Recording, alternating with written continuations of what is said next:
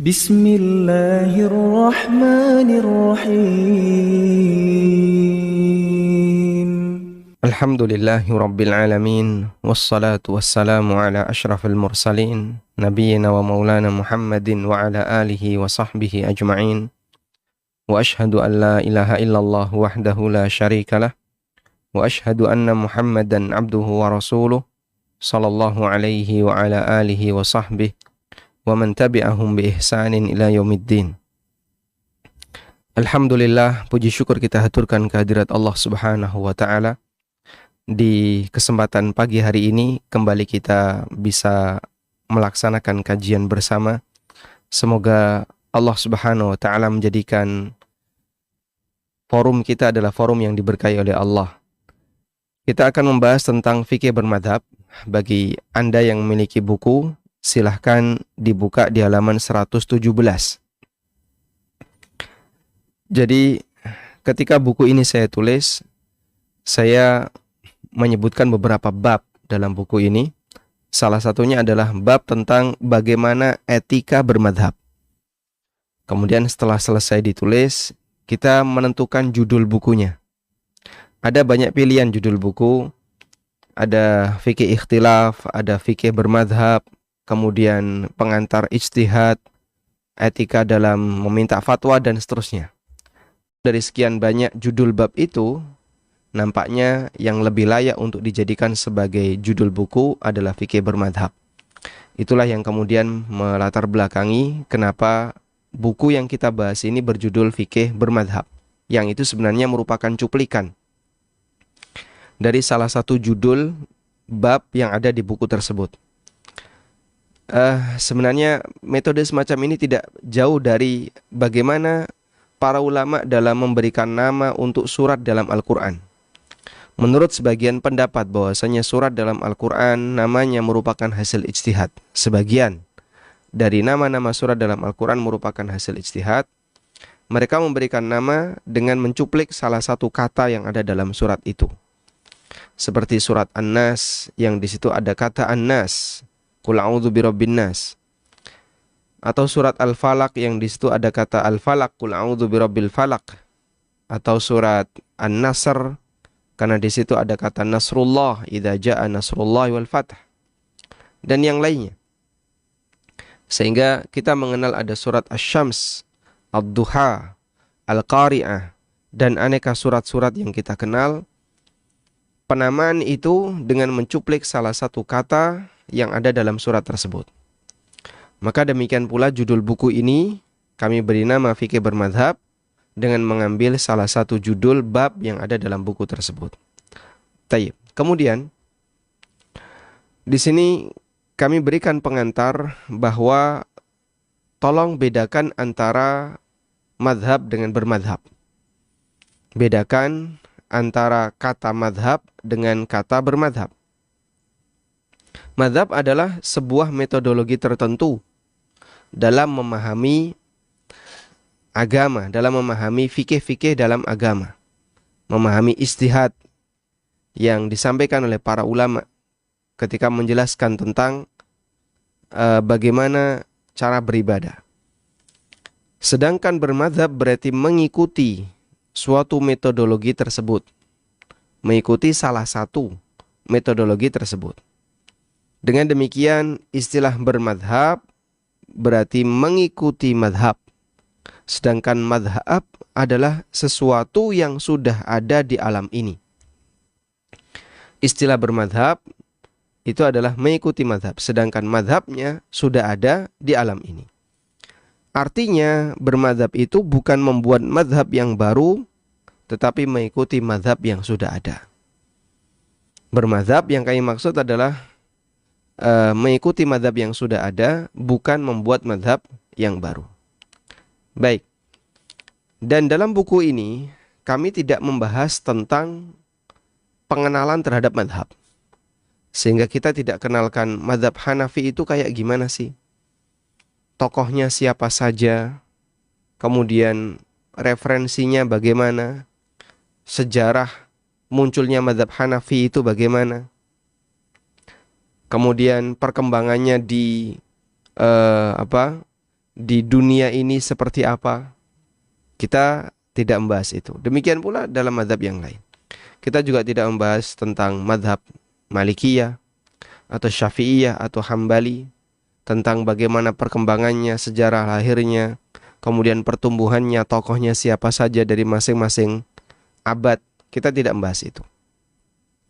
Karena itu di buku ini kami tidak mengupas tentang biografi ulama mazhab. Sehingga kami tidak mengupas biografi Imam Abu Hanifah, atau Imam Malik, atau Imam Syafi'i, atau Imam Ahmad. Meskipun di sebagian tempat kami sebutkan beberapa keterangan tentang mazhab, namun itu yang berkaitan dengan etika dalam bermadhab. Di bab fikih bermadhab, kita akan mengupas tentang etika dalam mengikuti mazhab. Ketika kita mengikuti mazhab, apa sih yang harus kita lakukan? Apa yang harus kita kedepankan? Baik, berikut beberapa catatan yang perlu kita perhatikan terkait fikih bermadhab. Catatan yang pertama, tentang pengertian mazhab. Istilah mazhab berasal dari kata dasar dhahaba yadhhabu. Dhahaba yadhhabu, yang secara bahasa memiliki dua makna.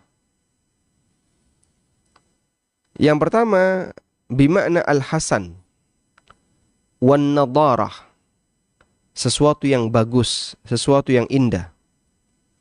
Berdasarkan makna ini, maka emas disebut dengan kata az-zahab. Al-fiddah wal-zahab, perak dan emas. Az-zahab artinya emas.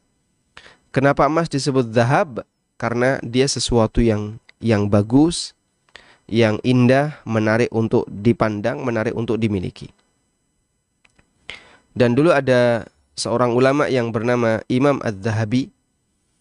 Dikenal demikian karena beliau adalah orang yang sangat brilian, cerdas, hafalannya luas, dan memiliki tulisan-tulisan yang bagus, sehingga dikenallah sebagai Az-Zahabi. Kemudian makna yang kedua, kata zahab bisa bermakna mahallu zihab. Mahallu az-zihab. Oleh sebab itu mazhab Syiah artinya adalah alur perjalanan. Mahallu zihab artinya alur perjalanan. Mazhabu fulan berarti alur perjalanan fulan. Mazhab X berarti alur perjalanan X, dan begitu seterusnya. Ini makna kata mazhab secara bahasa. Kami ulang, asal usulnya berasal dari kata apa? Zahab, yang memiliki dua makna, bisa bermakna sesuatu yang indah atau bisa bermakna alur perjalanan. Dan begini, definisi bahasa itu bisa jadi ada hubungannya dengan definisi secara istilah, dengan hubungan yang dekat, dan bisa jadi hubungannya cukup jauh dengan definisi istilah. Dan definisi istilah untuk madhab dengan kaitannya dengan definisi bahasanya itu memiliki hubungan yang cukup dekat. Sehingga coba kita lihat secara istilah. Para ulama memberikan banyak definisi untuk kata madhab. Di antaranya yang saya kutip di sini adalah keterangan Abul Khitab. Madhabul insan ay ma qalahu au dalla alaihi bima yajri majral qawli min tanbihin au ghairihi. Yang disebut dengan madhab, madhabnya A, berarti maqalahu, apa yang dinyatakan oleh A, pendapatnya A. Au dalla alaihi ma yajri majral qaul min tanbih, atau keterangan yang menunjukkan pendapatnya. Misalnya dia ngasih tanbih, ngasih peringatan, berupa peringatan au ghairi dzaliki au ghairihi, atau yang lainnya. Jika tidak menunjukkan pendapatnya, lam tajus idhafatuhu ilaihi, maka tidak boleh disebut sebagai madhabnya, tidak boleh dinisbahkan kepadanya. Ini tidak menunjukkan pendapatnya, maka jangan sebut sebagai madhabnya. Contohnya gimana? Ini sering diperingatkan oleh para ulama ya. ketika orang membaca buku-bukunya Syekhul Islam Ibnu Taimiyah. Seperti misalnya membaca Majmu' Fatawa. Syekhul Islam Ibnu Taimiyah itu punya karakter kalau membahas sesuatu suka istitrad. Apa itu, Pak? Keluar dari tema dan kadang terlalu jauh. Sehingga misalnya bahas masalah fikih A, fikih tentang sholat. Lalu makna sholat, di antara penyebutan sholat dalam Al-Quran adalah sholat disebut dengan al-iman. Nanti kemudian beliau menyimpang terlalu jauh membahas iman dan kaitannya dengan amal hamba. Dibahas. Padahal ini sebenarnya bahas sholat. Tapi membahas akidah dulu tentang masalah iman dan kaitannya dengan amal hamba. Nah, model seperti ini disebut dengan istitrad. Dan terkadang beliau menyebutkan pendapat tokoh yang lain yang menyimpang. Misalnya sedang mengutip keterangan Mu'tazilah. Mu'tazilah punya pendapat seperti ini dan dasar mereka kayak gini, landasan logikanya seperti ini, dalil-dalilnya kayak gini. Beliau sedang mengutip keterangan Mu'tazilah. Bagi orang yang nggak paham, ketika dia membaca cuplikan, seolah-olah Syekhul Islam sedang mendukung Mu'tazilah. Loh, ini pendapatnya Syekhul Islam kok kayak gini? Ini akidahnya Mu'tazilah. Ya, tunggu dulu, beliau sedang mengutip keterangan tokoh Mu'tazilah. Ya, karena beliau jelas bukan Mu'tazilah, beliau Ahlussunnah yang tidak sejalan dengan Mu'tazilah. Demikian pula sekte Ahlul Kalam dan yang lainnya. Baik, sehingga itu tidak menunjukkan pendapatnya, maka kita tidak boleh katakan Syekhul Islam berpendapat demikian. Ya, karena kemarin kita menjumpai ada salah satu cuplikan ya, yang mengutip dari Majmu' Fatawa, kemudian dia nisbahkan kepada Asy'ariyah, lalu disimpulkan bahwasanya Ibnu Taimiyah adalah Asy'ariyah. Ini jelas keliru. Karena beliau sendiri tidak sejalan dengan Asy'ariyah misalnya. Baik. Sehingga kembali kepada keterangan Abul Khitab bahwa sesuatu apabila tidak menunjukkan pendapat seseorang karena dia sedang mengutip pendapat orang lain, maka tidak boleh dinisbahkan kepadanya, artinya tidak boleh disebut sebagai madhabnya. Dr. Umar Sulaiman Al-Ashqar menyebutkan beberapa definisi bermadhab. Kemudian beliau memberikan kesimpulan. Al-manhajul fiqhi alladhi salakahu faqihun mujtahid. Yang disebut dengan madhab adalah metodologi fiqhiyah. Al-manhaj al-fiqhi alladhi salakahu faqihun mujtahid, yang ditempuh oleh seorang ulama mujtahid. Ikhtassa bihi min bainil fuqaha, yang membedakan dari ulama yang lain. Sehingga pendapatnya ini berbeda dengan ulama yang lain. Baik, Anda kasih catatan ini ya. Ikhtassa bihi min bainil fuqaha, yang membedakan dari ulama yang lain. Karena itu sesuatu yang menjadi ijma' seluruh ulama tidak bisa kita katakan sebagai madhab salah satu ulama. Misalnya kita tidak boleh mengatakan seperti ini. Madhabnya Imam Syafi'i, madhabnya Syafi'iyah, sholat 5 waktu hukumnya wajib. Ya nggak perlu nyebut madhabnya Syafi'iyah, Pak. Semua kaum muslimin mengatakan sholat 5 waktu hukumnya wajib. Khamr itu haram adalah bagian dari madhab Syafi'iyah. Anda nggak perlu mengatakan seperti itu. Karena haramnya khamr adalah pemahaman seluruh kaum muslimin. Wajibnya puasa Ramadan bagian dari mazhab Syafi'iyah. Oh enggak, jangan seperti itu. Karena sesuatu yang sudah menjadi ijma', kesepakatan seluruh umat, tidak boleh dinisbahkan kepada salah satu mazhab. Sebab mazhab itu ikhtassa bihi min bainil fuqaha. Mazhabnya fulan adalah metodologi fiqhiyah yang dimiliki oleh fulan, dan itu berbeda dengan apa yang diikuti oleh ulama yang lain.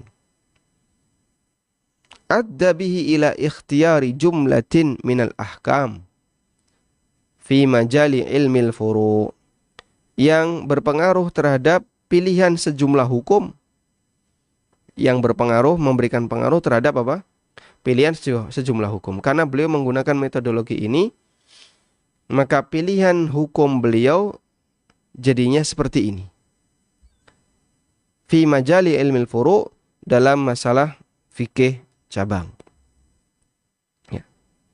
Dan ini beliau sebutkan dalam kitab Al-Madkhal ila Asy-Syariah Al-Islamiyah. Yang ini merupakan salah satu buku rujukan kami dalam menulis fikih bermadhab. Baik, sehingga dari beberapa definisi yang tadi kita cantumkan, baik definisi Abul Khitab maupun kesimpulan yang disampaikan oleh Asy-Syaikh Dr. Umar Sulaiman Al-Ashqar, kita bisa membuat beberapa kesimpulan terkait batasan madhab dan fikih dan bagaimana bermadhab. Yang pertama, ruang lingkup kajian madhab adalah kajian fikih, masail fiqhiyah. Ruang lingkup madhab dalam kajian fikih, kami ulang ya, ruang lingkup madhab dalam kajian fikih adalah masail fiqhiyah, al-masail al-fiqhiyah, permasalahan fikih. Sehingga tidak berkaitan dengan keberadaan firqah, kelompok-kelompok pemikiran seperti Asy'ariyah, Maturidiyah, Mu'tazilah, dan lain-lain. Ya. Sehingga yang kita kenal ada Hanafiyah, Malikiyah, Syafi'iyah, dan Hambali. Itu adalah mazhab dalam kajian fikih. Maka ruang lingkupnya pada masail al-masail al-fiqhiyah. Tidak berkaitan dengan firqah-firqah atau kelompok yang tadi kita sebutkan. Sebagian masyarakat beranggapan bahwasanya mazhab Syafi'iyah dan Malikiyah dalam berakidah mengikuti paham Asy'ariyah. Ada juga yang beranggapan bahwasanya mazhab Hanafi dalam berakidah mengikuti paham Maturidiyah. Ini merupakan anggapan yang salah karena semua paham itu muncul dari penggunaan ilmu kalam dalam membangun ideologi. Semua paham-paham itu, Asy'ariyah, Maturidiyah, Mu'tazilah, dan seterusnya, muncul sebagai pengaruh dari penggunaan ilmu kalam dalam membangun ideologi. Sehingga kalau kita mengenal istilah paham kalamiyah yang menggunakan ilmu kalam, ulama memahami istilah paham ilmu kalam itu mengarahnya adalah kepada Asy'ariyah, Maturidiyah, Mu'tazilah, kemudian Jahmiyah, dan aneka firqah-firqah terkait masalah ideologi.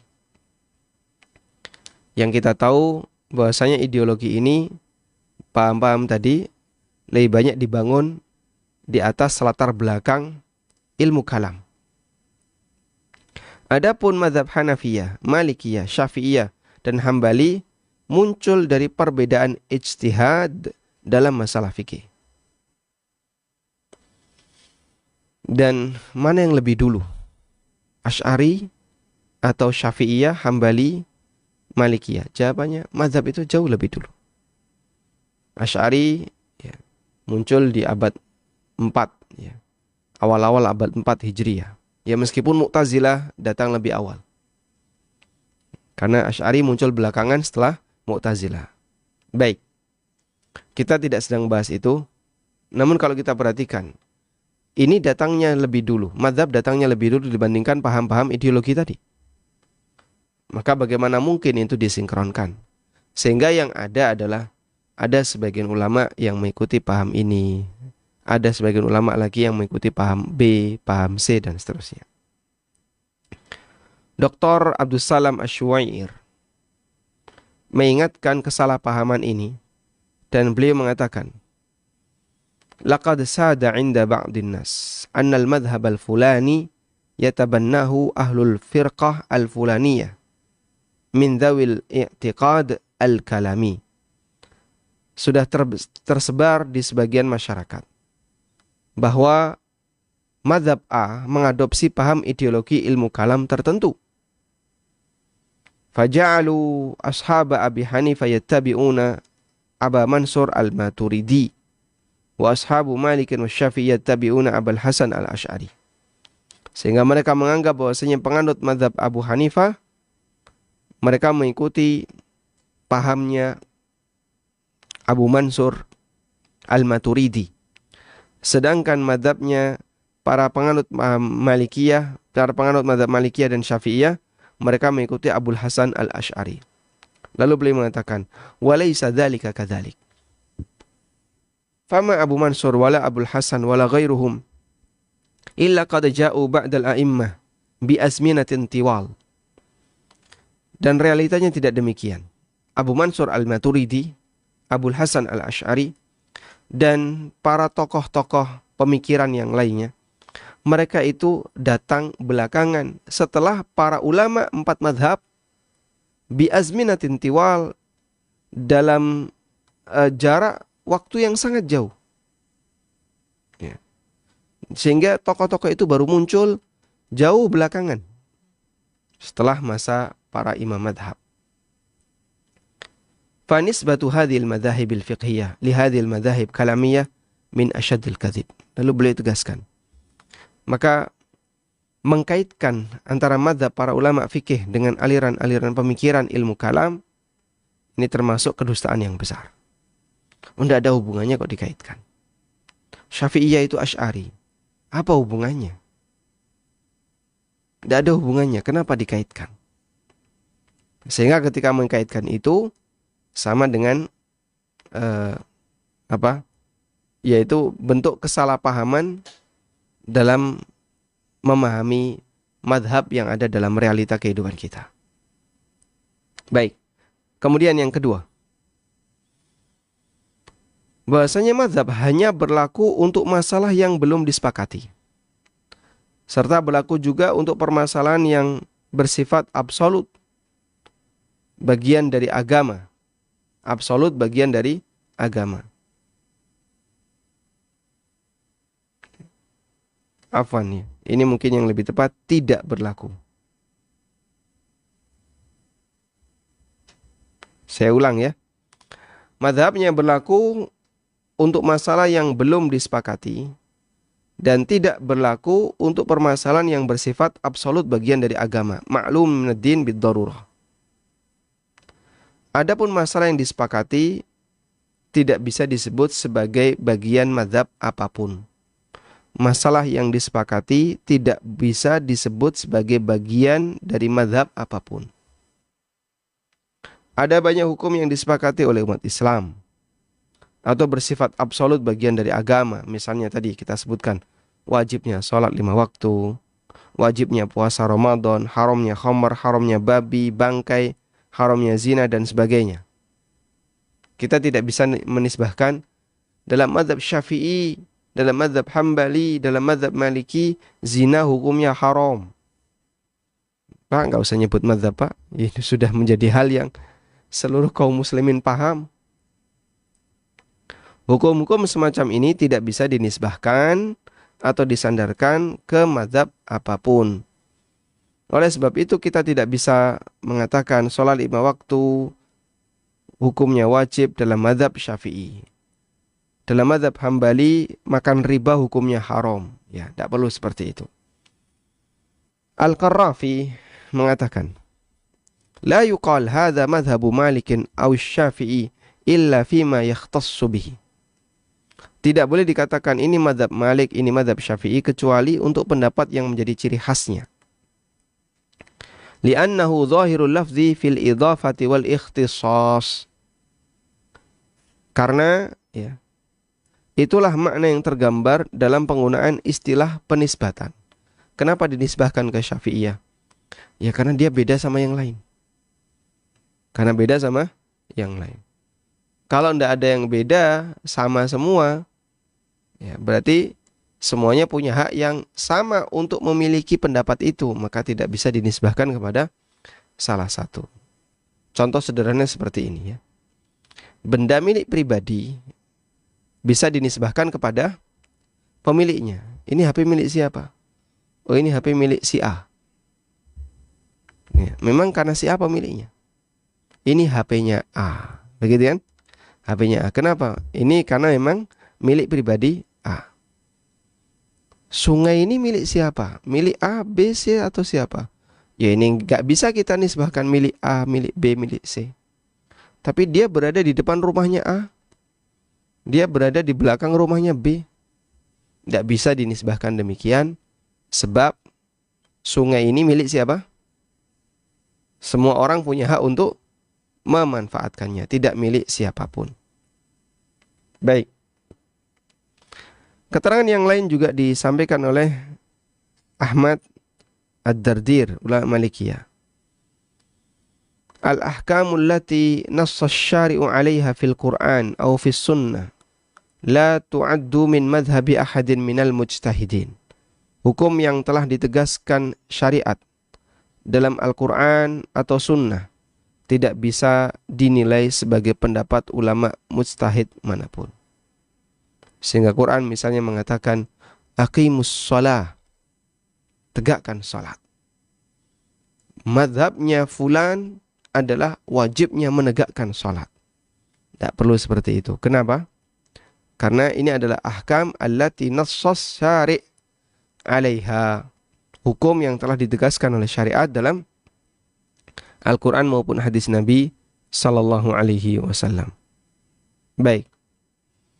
Nah, dua batasan ini penting untuk diperhatikan. Jadi mazhab itu berkaitan dengan masail fiqhiyah, dan yang kedua mazhab itu berkaitan dengan permasalahan yang tidak disepakati atau bukan permasalahan yang minad din bid darurah, bagian dari agama yang dipahami oleh semua orang. Wallahu a'lam, semoga bisa dipahami dengan baik. Walhamdulillahirabbil alamin. Baik. Kemudian catatan yang kedua. Catatan yang kedua ini berbicara tentang sejarah munculnya mazhab. Berbicara tentang sejarah munculnya mazhab, dan ini cukup panjang. Karena itu, agar nanti pembahasan kita lebih menyatu, maka kami mohon izin agar catatan yang kedua ini akan kita bahas di pertemuan berikutnya insyaallah ta'ala. Wallahu ta'ala alam, demikian yang bisa kita sampaikan. Semoga bermanfaat. Wassallallahu ala nabiyyina Muhammadin wa ala alihi wa sahbihi wasallam.